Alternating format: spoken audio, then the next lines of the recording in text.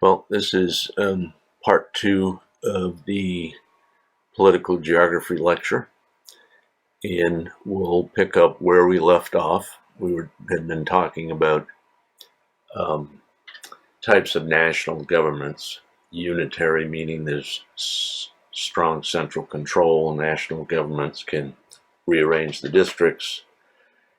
And then the federal model, such as we have in the United States, which is where the states have quite a bit of authority and power, but they can't secede. Whereas in a confederation, such as in Switzerland, Canada, the United Kingdom, the individual units could secede. The textbook talks about subsidiarity, and I thought I would explain that. Um, in the United States, a lot of folks believe that the government is best that governs least. That was the way Thomas Jefferson expressed it. It had been talked about in early, but generally the quote is attributed to Thomas Jefferson. And it means, to some extent, it means, and this is what subsidiarity means, let the lowest level of government possible handle it. So in the United States, we're strong believers in local school systems, and that unlike France, which has a unitary government and a very strongly centralized system in many ways. For example, uh, let's take a look at the difference in local schools. There are no local school authorities in France. Basically, the central government, the minister in education in Paris can pick up a textbook and say, um, it's November 10th. Everybody in 8th grade is learning about Napoleon. Um, the midterm exam is going to be on, November 15th or whatever. That is how centralized that school system is. That would never happen in the United States because um, we believe in subsidiarity. There's no reason for the federal government to dictate those kinds of things. We believe in local school systems. That's the appropriate governmental level. However, a related concept is you can get into scale mismatch. It means the governmental unit has to be big enough to deal with the problem. And the book gives a good example. Great Lakes pollution. Whatever the state of Michigan, if we said, well, let states handle pollution, whatever the state of Michigan could do couldn't affect the whole of the Great Lakes system. They could have the toughest pollution laws in the country, and yet pollution would wash in from Wisconsin or Ohio or whatever. And in fact, to deal with the Great Lakes, you really need a unit at an international level, because if Canada was dumping all kinds of stuff in it, that would also come into the internal waters, right, of the United States. Another example is, suppose we believe that every city and town in Ohio, we have state. We say the state is the appropriate unit to set laws about how old you can be to drive, how old you can be to drink, and so forth. Suppose we said, no, let's give that local authority. We'll let cities and towns set their drinking laws. By the way, we do let cities and towns set laws about selling alcohol. So town or city could say, well, we're going to ban alcohol. We're not going to allow alcohol sales on Sundays. That we believe is perfectly appropriate. But imagine what would happen if we said, all right, let cities and towns in Ohio set the drinking age. And Zanesville said, well, we're going to keep it at 21. And Cambridge, which is about 20 miles away, said, we're going to set it to 18. What would happen on Friday and Saturday nights, right? Every kid in Zanesville would be driving to Cambridge to go drinking. So again, the governmental unit has to be at the proper scale to handle what the issue is. And that's the scale mismatch. And again, subsidiarity means let the lowest level unit handle it first. Americans believe that, and if they can't handle it, then we move it upscale, so to speak. We're going to look at some slides talking about the modern nation state, or we also say country, but it turns out that nation and state actually have different meanings. In the nation state occurs when the territory matches the people. State is the area or the territories that is enclosed by borders. That's the technical term. Whereas nation refers to the people who hold loyalty to that state. And you can have very neat matches where France is probably a good example again, where the territory of France pretty much matches where the nation of France exists. But you can have, that's not always the case. It's particularly not the case in countries where the state boundaries, the territories were created by colonial powers who just drew lines on a map and didn't really take local populations into account very much. So as we will see, you can have a state with, in effect, multiple nations. That's the case with Nigeria and many African nations. You can have a nation without a state. An example of that was Jewish people before Israel was created. There was no nation, there was no state of Israel. So Jews lived all over the world. And then when Israel was created, then there was a state, and then many Jews migrated there. Or another example is the Gypsies, or more properly, the Roma people, who are scattered all over Europe and really don't have a state anywhere. Or you can have a nation that overlaps a bunch of states. We'll see that's the case with the Kurds or the Kurdish people who are in like Turkey, Iran, Iraq. I'll show you a map. So here's an example of, first of all, of how complex the ethnic groups are in Africa. This is Nigeria. Nigeria is about, to put it in size perspective, it's about a third bigger than Texas. So it's a big area, but it's not huge. And you see that there's all these different ethnic groups, and the northern folks, the Hausas and the other groups in the north are generally Muslim people, because they are, Nigeria is big enough that it extends from like the rainforest environment in the south to the Sahel, which is that semi-desert, and even some desert areas in the north. And these folks are mostly Muslim people, because Islam spread by the camel caravans and so forth that were going across to keep going north to come to the Sahara Desert. But anyway, the three biggest groups are these Hausa folks, the Yoruba people who are shown in blue, and the Igbo. Now, normally, for some reason, I have a G in here. Normally, I've seen this spelled simply IBO, and these folks had a rebellion years ago, and there was much violence and so on, trying to break away. But really, there's three major groups in Nigeria, and the country struggles to hold all these folks together. And we saw with Abuja, the capital, they moved that into the center part of the state to help tie folks together rather than having it down around the coast in Lagos, the big European city. So this is one example of where there's many nationalities, so to speak, and the state government that controls the territory within the boundaries is trying to hold these people together. The Kurds are an example, basically, of a nation without a state. These folks are very nationalistic.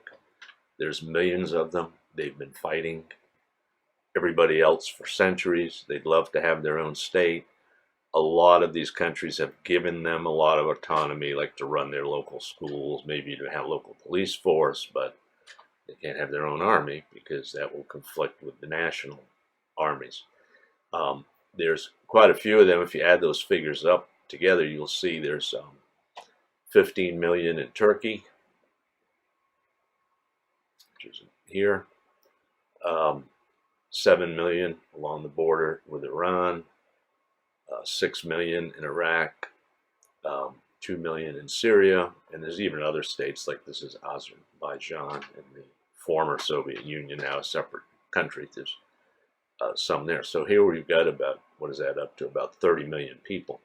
So maybe, yeah, maybe eventually there will be a Kurdistan state. But it's very unlikely, particularly Turkey, it's very unlikely that Turkey is going to give up all this territory and say, yeah, let them split off and take a third of our country with it. So, an example of a nation without a state. A lot of, talking about political geography, probably one of the most complex and kind of dangerous situations in the world is the conflict in the Middle East, largely conflict between the Jews and Arabs, or most of them Muslims in Israel, although that doesn't have to be the case. By the way, for example, in Lebanon, all the people are pretty much Arabs, but about half of them are Christian. People converted and so forth.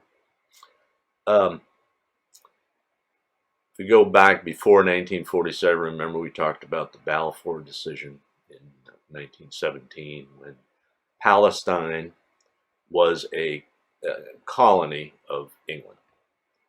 And they said, well, it would be great if the Jews, particularly in Europe, had a country to settle in. And so England said, we will allow Jews to migrate and settle in Israel and encourage that settlement. And indeed, that happened in the early 1900s.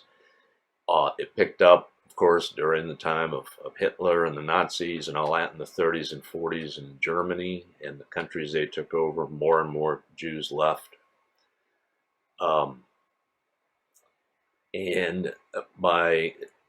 So you could see the white areas here that were Jewish settlements at the time of 1947. But shortly after that, Israel said, well, basically when Palestine became independent after World War II, all over the world, a lot of the European countries were giving up colonies and letting these countries become independent. So Britain said, well, we're going to let Palestine go. And it became basically a Jewish state. And at that time, you see in the second map, a couple of things were going on. I can get my cursor back. There it is. First of all, Jerusalem was, because it's so important, we talked about this under religion. Remember, it's a sacred city for Muslims, Christians, and Jews. It has the Wailing Wall of the Jews where Solomon's temple was. It has the place where Christ was crucified for Christians. It has the Dome of the Rock for Muslims, where Muhammad ascended into heaven, and so forth. So anyway, at that point, there were still a lot of Palestinians, and basically over time, that when Britain said, well, Jews can migrate to Palestine, it was occupied by Palestinians. Now, Jewish folks would say, yeah, but centuries ago it was Jewish before the Palestinian, and you get into this kind of archaeological debate of kind of who was there first. But little by little, the area under Israeli control expanded, and the area land owned by the Palestinians has shrunk and shrunk, and as the through various wars and so on, and because the Palestinians were always like shooting grenades and so on at the or shooting rockets at Israeli settlements, they kept pushing them back and so forth, to the point where today, at present time, the Palestinians are in control of a fairly small section of the country where they can own land and so forth. Literally, you can't, if you're Palestinian, you can't go into an Israeli area and like buy land and say, well, we're going to settle on a farm here. That doesn't happen. But two areas in particular you hear about a lot, just so you know where they are. This area here is called the West Bank. That was the remaining Palestinian settlement before the present day. And it's called the West Bank because it is on the west side of the Jordan River. The boundary between Israel and Jordan is the country on the east. The boundary between Israel and Jordan is the Jordan River, spoken of in the Bible and so forth. So the West Bank refers to the area of dense Palestinian population, which is in Israel, but on the west bank of the Jordan River. And the other section, this little strip here, is called the Gaza Strip, Gaza. So you hear that a lot spoken of on the news. The West Bank, the Gaza Strip. That's a part of what that is all about. So to some extent, I mean, this is a perfect example of conflicting nations and states. The Jews were all over the world, particularly in Europe, but in the United States, but all over the world. Basically a nation without a state. They got a state by settling in Palestine, and they started pushing the Palestinians out of that area. And now, so the situation is kind of flipped, because now we basically have the Palestinians are a nation without a state. If you look at Israel has about 8 million people. About 6 million of those are Jews. About 1.5 million are Palestinians remaining in Israel. There's about 500,000 others. There are now 5 million Palestinians who live outside of Israel. So you have 5 million outside of Israel and 1.5 million in Israel. So there's about 7 or 8 million Palestinians in total. So many of the Palestinians have 500,000 moved or 500,000 been forced out of 500,000 Israel, and they have primarily gone to neighboring countries such as Lebanon, Syria, Jordan, and Egypt over near the Gaza Strip. This is the eastern section of Egypt where my cursor is. It's called the Sinai Peninsula. It's separated from Egypt. That's where the Suez Canal, there's Egypt, the Suez Canal, and then the Sinai Peninsula is on the east of that. And the Gaza Strip is adjacent to that. About 1.5 million Palestinians live in the Palestinian refugee camps. Now, you get the impression sometimes from the news and so on that all the Palestinians live in camps. No, most Palestinians do not live in camps, but 1.5 million of them do. The camps are run and supervised by the United Nations Relief. I'm not sure what all the letters stand for, but it's the UN's administrative arm that takes care of refugees and so forth.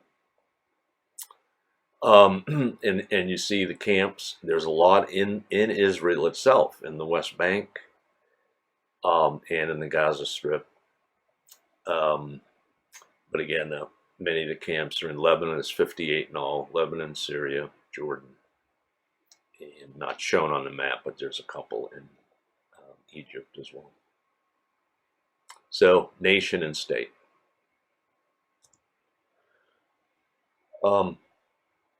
Sometimes countries, even in very stable countries, like we think of, Spain as being pretty stable. It's kind of a question: do your people feel so nationalistic that they want their own country? So we just had a vote recently, Scotland, and they decided, not really, but 53%, I think, said, no, we'll stay with England.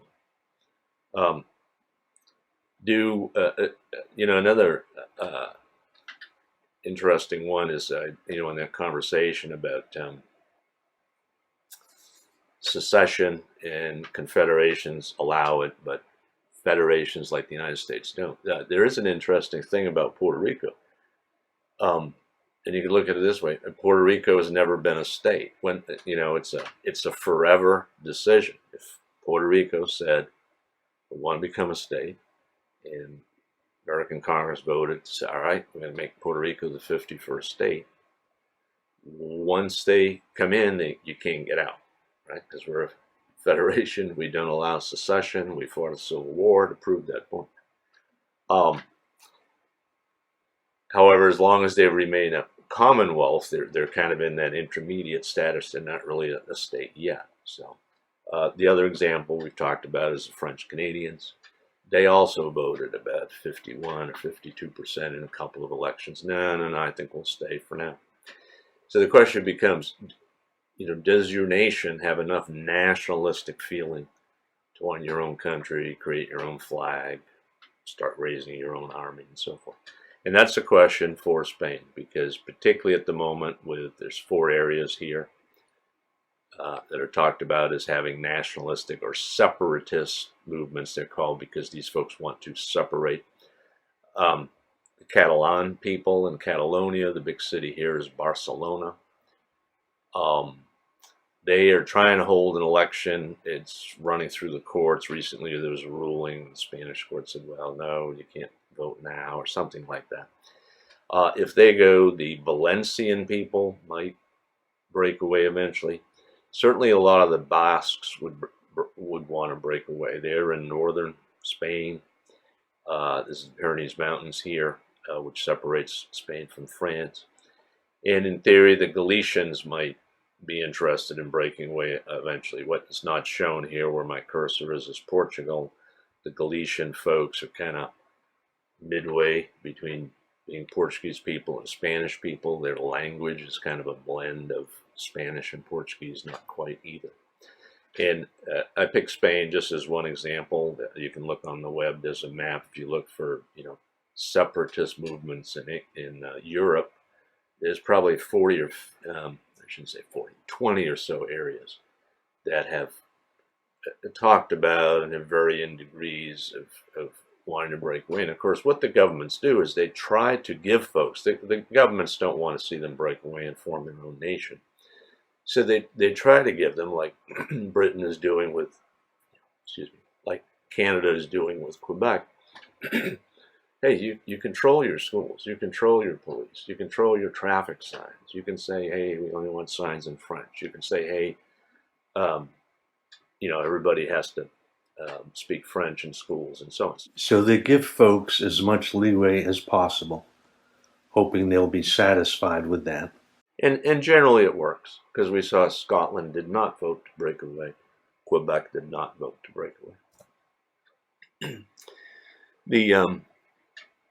The future, and we're talking about, 200 years from now, there'll probably be ethnic movements in political dissension in Africa, because they're, at least in Europe, even where, the boundaries to some extent were drawn, or to a large extent, in some cases, were drawn where different ethnic groups live. In Africa, there was in 1884, that's why this says the Partition of Africa on the left map, between 1885, the year after they held this big meeting, and all the colonial powers said basically, hey, why don't we stop fighting each other?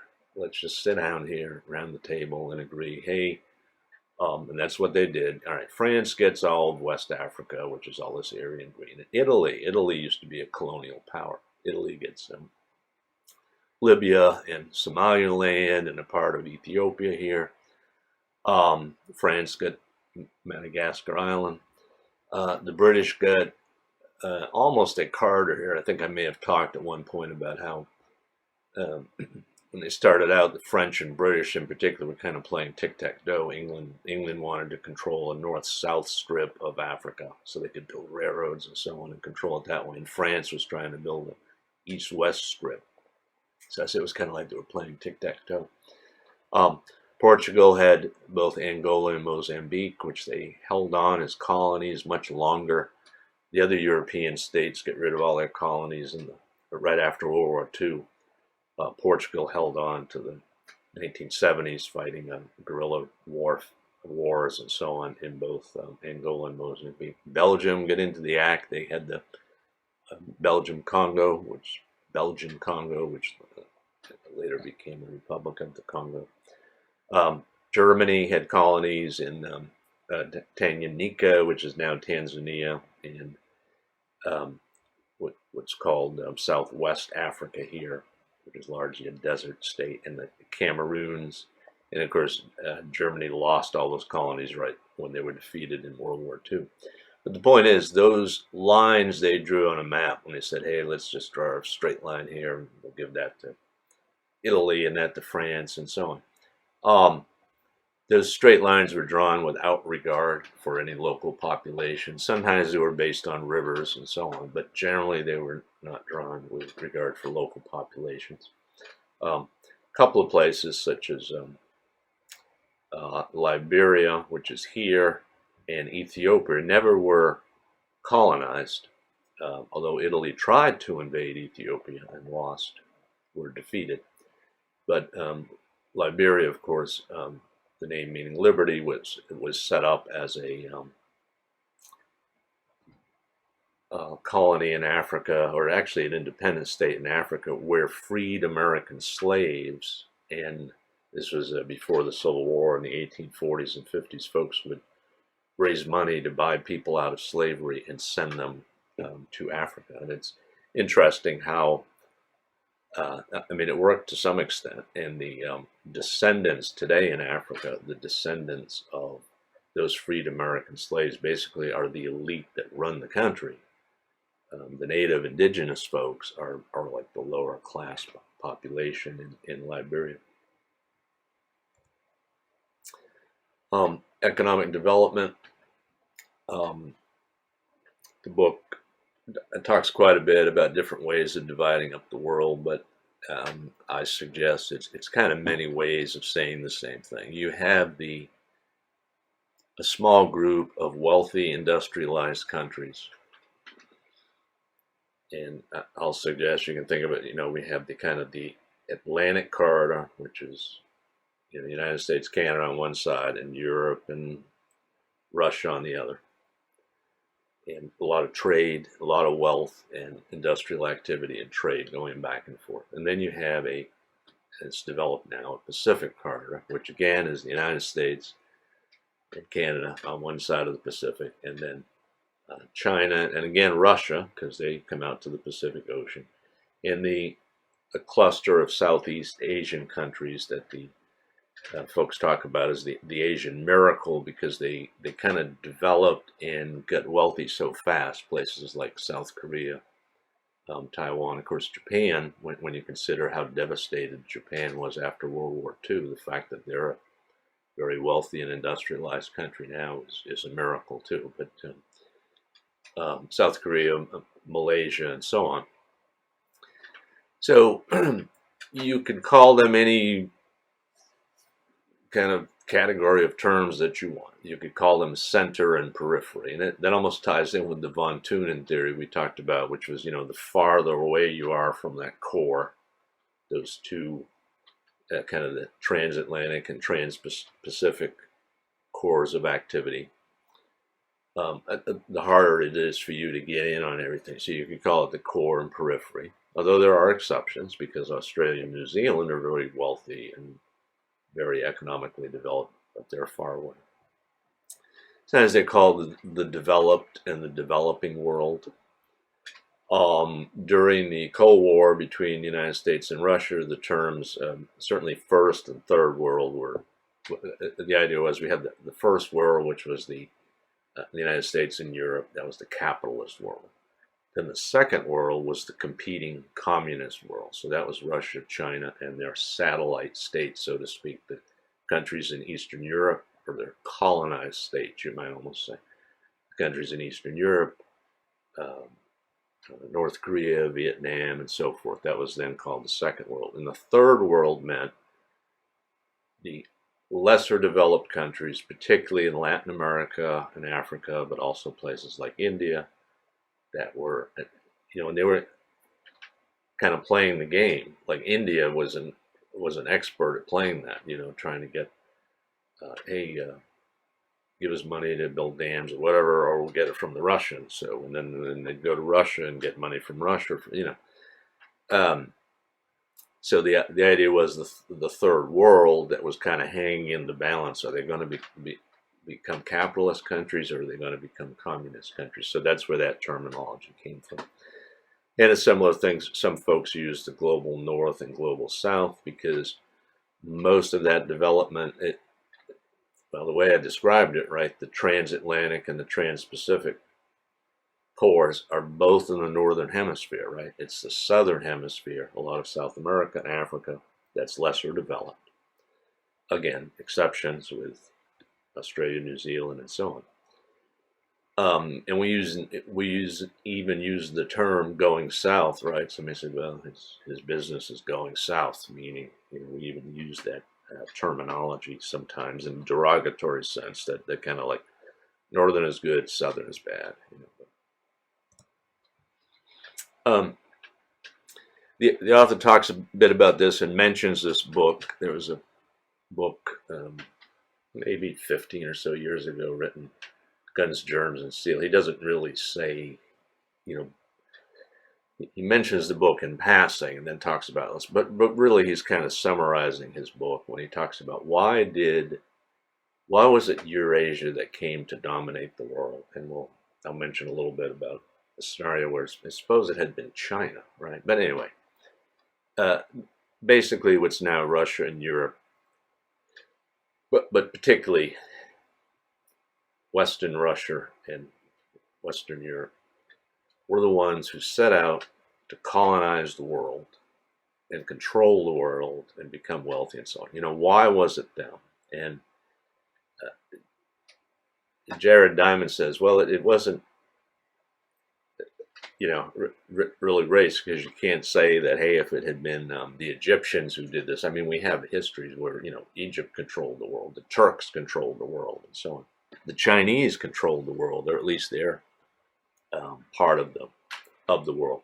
And it wasn't environmental determinism, the old thing about, well, the Vikings are too warlike and the Egyptians are too lazy, that kind of stuff. So why was it?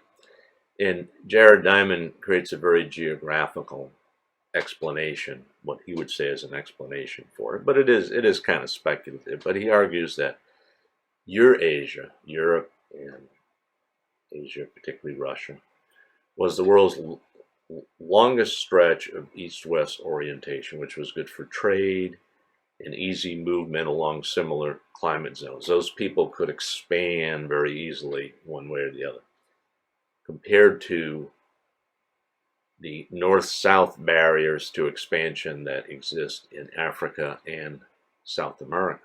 Remember that. Compare that with the difficulties that the Andean people had. They didn't expand like into the Brazilian rainforest because that was a totally different environment for them. But a lot of it boils down to that large territory of Eurasia and a lot of luck gave Eurasia great advantages that made them wealthy and eventually let them spread all over the world and really colonize and control the rest of the world. For example, they had, and he counts it something like 14, I just listed a few examples here, but like 14 major food crops compared to 3. They had wheat, rice, barley, oats, so on, versus rye and others, whereas the Aztecs and Incas mostly had corn and potatoes. There was no contest with heavy work animals. Again, they had a dozen or so, just some examples. They had horses, mules, camels, oxen. And pretty much all the Latin Americans had were llamas. And it turns out, llamas are actually relatively small animals. They're not fast. You can't load them up too much. They do use them as pack animals, but can't even carry like a third of what a mule can carry. The Eurasian people had a great variety of domesticated animals, sheep, goats, pigs, chickens, whereas the folks in South America just had, I think a guinea fowl or something was their major food animal, other than the work animals like the llamas and the alpacas. But one of the biggest thing was they evolved, and I have another slide on this, they evolved disease resistance from animal human viruses. It turns out a lot of those diseases, jumping ahead to the next slide, but if you've watched movies like Contagion and Outbreak and things like that, new diseases apparently start in animals and then they jump. In fact, scientists and doctors use that expression. They jump to humans in their DNA by slight changes in DNA and so forth. And we'll see that in a second. And then last, they had iron and steel, and later steel for guns, plows, and eventually railroads. So he titled his book Guns, Germs, and Steel to explain why Eurasia, particularly Europeans, came to dominate the world. The diseases, you've heard this, but it's worth, I mean, it's kind of staggering to see the list. European introduced diseases decimated indigenous populations in other parts of the world. So when Columbus and then Spanish and so on arrived in the New World, the biggest thing they brought were diseases, and the list is staggering: smallpox, chickenpox, cholera, bubonic plague, flu, measles, mumps, rubella, yellow fever, common cold, pneumonia, scarlet fever, whooping cough, diphtheria, typhoid fever, dysentery, malaria. The only disease that went the other way was syphilis. These diseases, even now, right? You hear about Ebola. A couple of years ago, it was SARS. Both of those diseases came from bats. AIDS came from primates and chimps and monkeys. Bird flu, of course, comes from birds, just like in those movies. And the point of this is, it wasn't that these diseases weren't serious for the Europeans. I mean, people died in those days from smallpox. People died from yellow fever and so forth. But it didn't wipe out the entire population because many people had built up a resistance to that because of the livestock.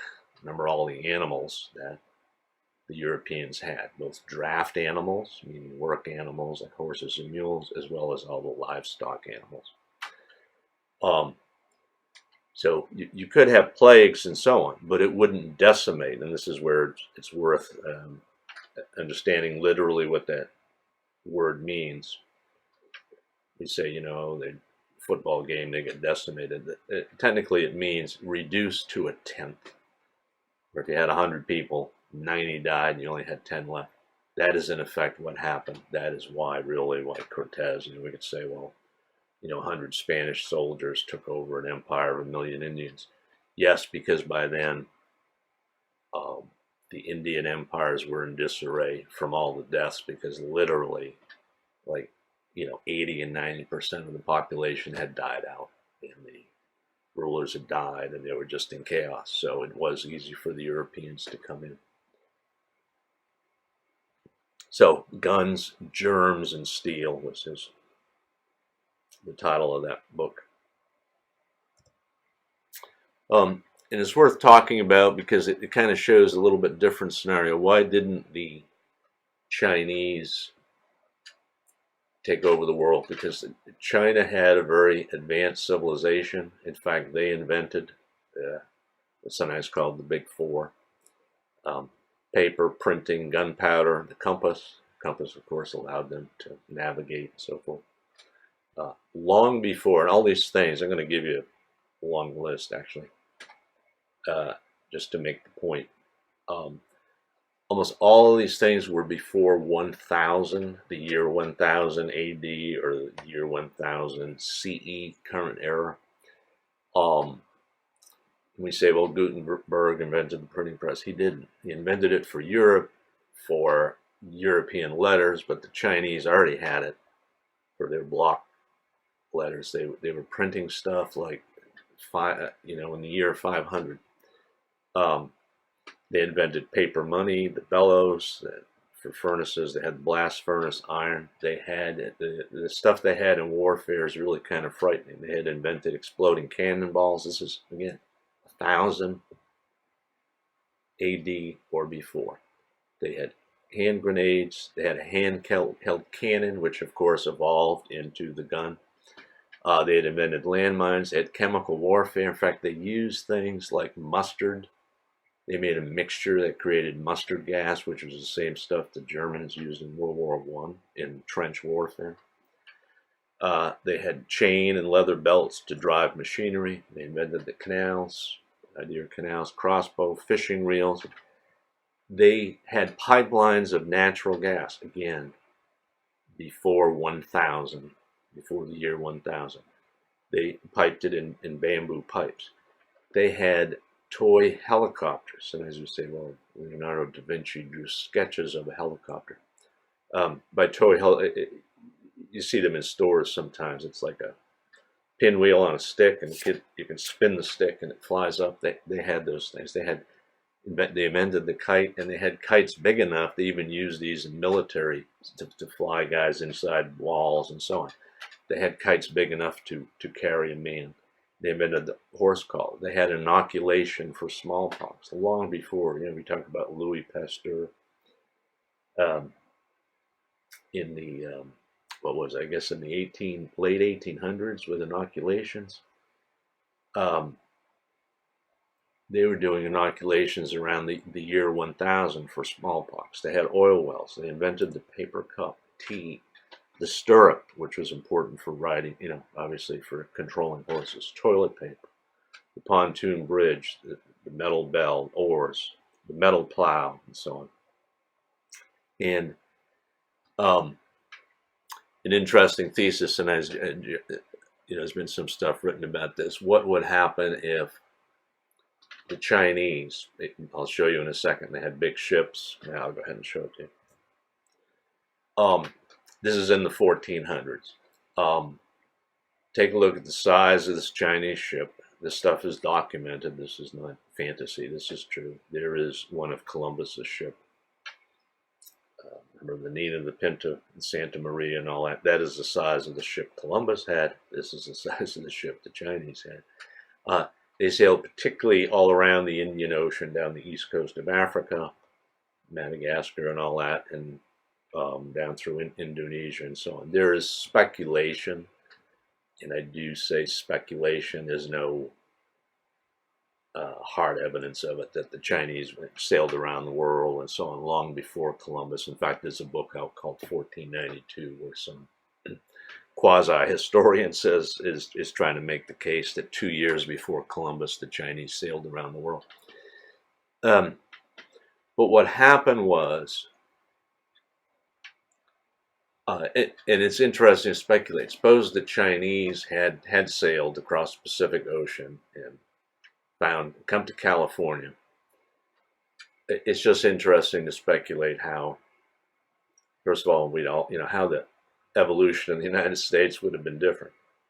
First of all, we'd all speak Chinese. They would have settled the West Coast.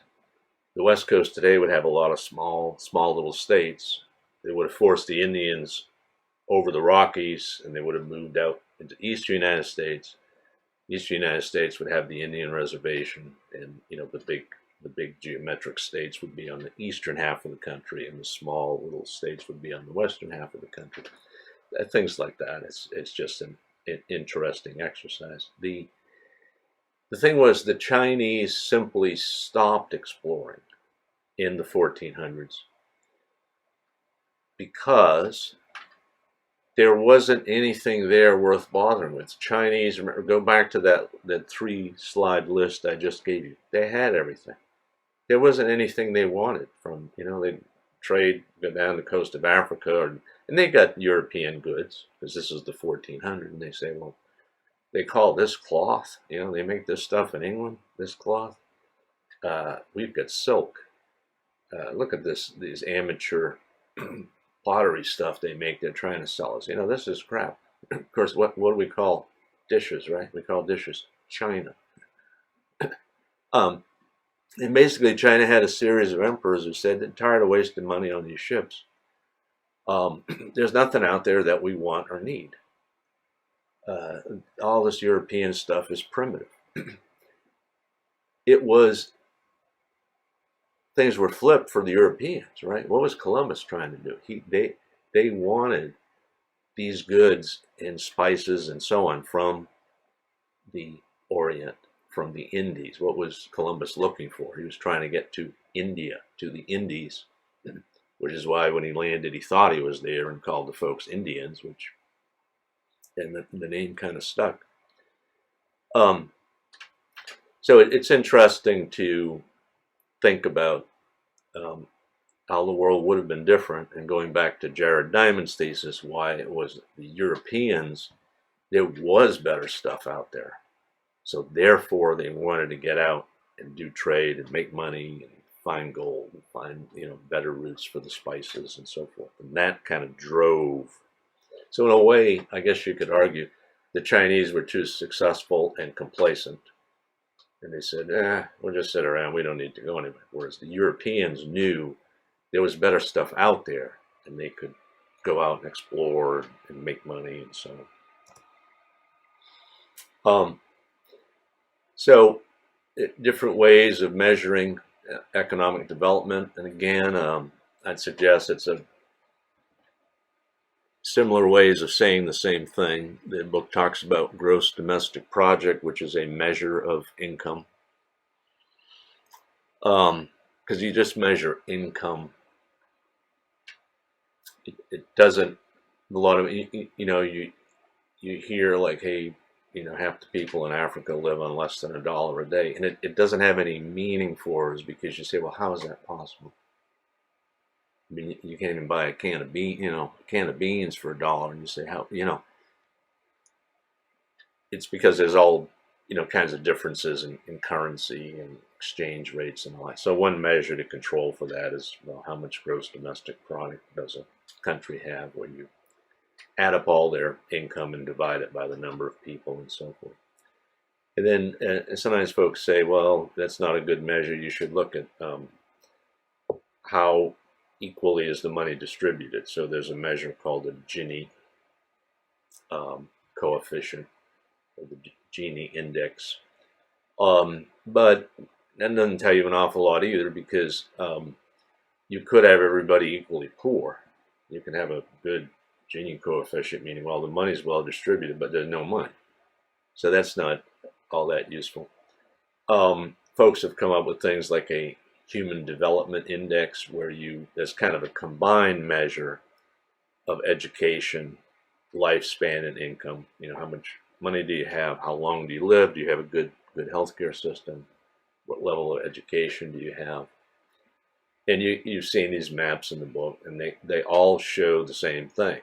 And we'll see, in fact, with this next map. So another theory is, well, money, basically, the argument would be money can't buy happiness. So why don't we just ask folks, are you happy? Maybe you lived in a thatched hut, but if you have enough food and your kid has a chance to go to high school, say, maybe you're happy. Well, it largely turns out that once again, it's the same map. We keep seeing the same map over and over again, where the United States and Canada, most of the European countries, and then the outliers of Australia and New Zealand, and a few Latin American countries. In this case, though, they did a survey and asked folks, are you happy with your life or whatever? Well, no surprise. Again, the countries that have more money are generally happier, although there are exceptions, like Colombia is not incredibly wealthy, but they seem reasonably happy. Venezuela is probably a better example. They're happy, but their politics are in chaos, and they really aren't a very wealthy country. Argentina is more like a European country. We've seen that several times.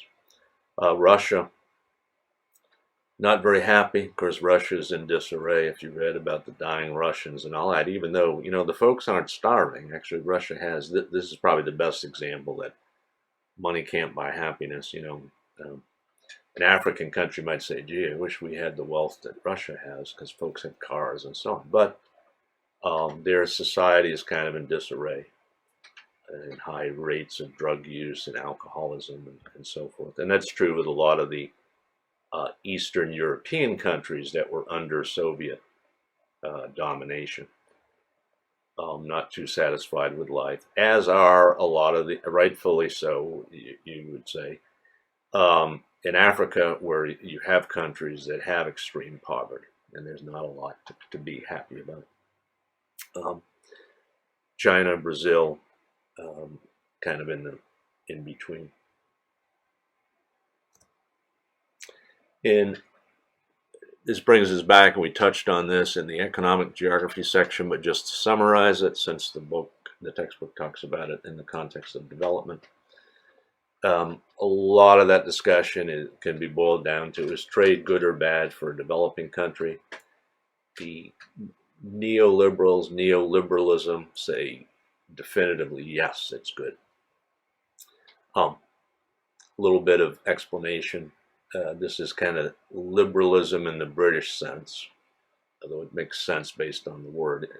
If you think of it this way, somebody says, well, their parents are very liberal. It kind of means they let them do what they want. So the neoliberals are saying, yeah, let's not have any restriction on trade. Let's just everybody trade and so on, which is actually, in the American context, we think of that as more of a conservative idea rather than having the government control everything, right? So, but in the British sense, that's called liberalism. So they argue, yes, trade is the best thing. Don't put up barriers and so on.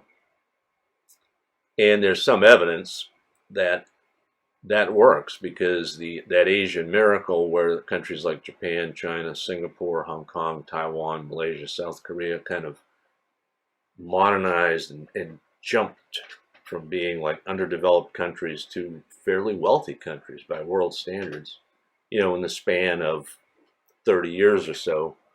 The neoliberals would say, yeah, it's because they didn't put up any barriers to trade. They just jumped in the game and started manufacturing stuff and sold it all over the world, and they made money. A lot of countries, particularly those in Latin America and Africa, have sometimes you call it a resource curse. Yeah, you got iron ore. Yeah, you got oil. But what happens is a small elite. This is very typical of, unfortunately, of many African countries now. It used to be more true of Latin America, so maybe it's something that eventually, as development progresses, you evolve out of, and you finally establish a democracy and so on. But a small elite controls all that money, and they're stashing it away in a Swiss bank account. And the whole country depends on, and it could be not just minerals, but it could be a certain crop. Cotton or tobacco or cocoa, and if all of a sudden there's a disease in the cacao trees or the coffee trees or the banana trees, your whole economy can get wiped out.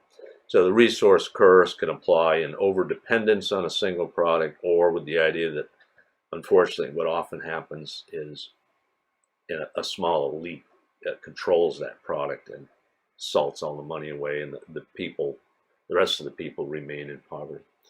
The argument against trade is called import substitution. It's like, why should we buy Toyotas and send our money to Japan, or buy Buicks and send our money to the United States? We're going to make our own car. Problem with that is, you have to have a big market for a lot of these things. You can't, make a car for like 5 million people. It's just too huge an investment. Although countries have tried it. The classic was Yugoslavia. We talked about, Yugoslavia has since broken up, but they literally made a small car. There's a picture of it from the 80s through 2008 or so. Although actually around 2000. A lot of it was that, all that ethnic conflict took place, and really the country was falling apart. So it wasn't easy to manufacture stuff. But import substitution can lead to a lot of effort for a marginal product. It turns out they weren't very good cars. They had some classic problems. For example, and some of them were sold in the United States. This picture, I think, was taken in California. Um, Little things. The keys, the ignition key would break off. They made the key so cheaply that literally the ignition key would break off, and then you'd have to have a mechanic or AAA or somebody come and extract the key out of the ignition, get a new key made, and so forth. Stuff started being exported with all mismatched colors. They ran out of beige dashboards, so they put a red dashboard in a blue car and this kind of thing. So the neoliberals would say, hey, it's not true. Trade is still good for developing countries. Look at the Asian miracle, but so far, mostly it's been Asia that's been able to do it. Lastly, we're almost to the end, a couple of things about what political geographers would call kind of electoral geography, because that's elections and representation are, political representation are very spatial, right? Because you have voting districts and so on. We've talked about that. And an example is the book gives, I guess one map is another way of looking at it. How you divide people up into districts can control their vote, essentially. If you say that, I used A's and B's could be white people and black people, and these are city council districts. They could be Democrats and Republicans, and these are the Ohio House of Representative districts. Could be in any country. It could be in a city in France, trying to prevent Muslims from getting too much power. How you draw the districts is important in this case. So there's three scenarios. We've got a let's call it a city with 12, maybe each of these letters represents 1,000 people. So there's, like I said, think of it as 12,000 people here. But the proportions are that you have this city with 12 units of population, 4 A's, 8 or B's. So they're 2 to 1, or the A's are 1/3 of the population. And you can look at this. I won't spend a lot of time pointing out, but basically you can manipulate these districts. You basically zone, if you assume A's only vote for A's, Muslim only votes for Muslim, white only votes for white, Democrat only votes for a Democrat. If you divide it up this way, as in the first example, the A's get no representatives. A's get 0 because the B's dominate. Every district has 2 B's and 1 A. A's get nobody. And by the way, since the A's are 4/12 or 1/3 of the population, they should, in theory, have 1/3 of the vote. Here they get 0. You divide it up this way, they get 1, because all these A's are going to vote for another A, in theory. So they at least get that district, so they have 1 of the 4 districts. And down the bottom, the A's actually get 50% of the vote. Because if you draw it, so these 2 A's, this district has 2 A's and 1 B, and A is going to be elected. This district has 2 A's and 1 B, and A is going to be elected. So you can manipulate voting districts in this way, and that's called gerrymandering. Lastly, and I think this is the last slide, it's also fascinating to look at the electoral geography. Simply spatially portraying voting on a map. So this was the presidential election in 2012, and if this the inset map, you look at that and you say, well, red is states that voted for Romney, Republicans, blue is the Democrats, and that, over the last, this red and blue stuff that you hear about in the news all the time is relatively recent. I'd say it's only within the last 10 years that that's kind of taken over the conversation.